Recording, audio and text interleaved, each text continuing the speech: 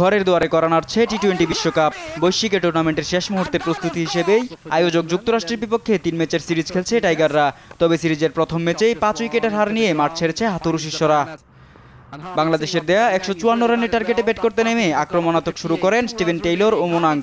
চতুর্থ ওভারে 12 রান করা মোনাঙ্ক রান আউট হওয়ার পর 23 রান করা আন্দ্রিয়াস গাউসকে শিকার করেন রিশাদ। দ্বাদশ ওভারে মুস্তাফিজের বলে শান্তর হাতে ধরা পড়ে সাজঘরে ফেরেন অ্যারন জোন্স। এরপর ধারাবাহিক বিরতিতে উইকেট হারায় স্বাগতিকরা। রানের গতি কমায় চাপেও পড়ে তারা। শেষ পর্যন্ত কোরি অ্যান্ডারসন ও হারমিত সিং এর ঝড়ো ব্যাটিংয়ে 3 বল হাতে রেখে জয় পায় র্যাঙ্কিংয়ের 19 নম্বর দলটি। এর আগে হিউস্টনে টস হেরে ব্যাট করতে নেমে শুরুতেই ধাক্কা খায় বাংলাদেশ। 14 রানে লিটন আউট হওয়ার পর 20 রানে সাজঘরে ফেরেন আরেক ওপেনার সৌম্য। এরপর অধিনায়ক শান্ত বিদায় নেন 3 রানের ইনিংস খেলে। হৃদয় এক প্রান্তে দলের হাল ধরলেও আরেক প্রান্তে থাকা সাকিব আউট হন 6 রানে। এরপর হৃদয়কে সঙ্গ দেন মাহমুদুল্লাহ রিয়াদ। দুই ব্যাটারের মারমুখী খেলায় বড় সংগ্রহের দিকে এগিয়ে যায় টাইগাররা।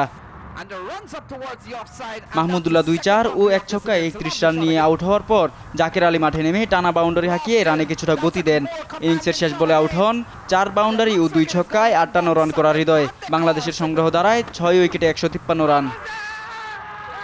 শাহাদাত তিফাত, স্পোর্টস ডেস্ক, দেশ টিভি।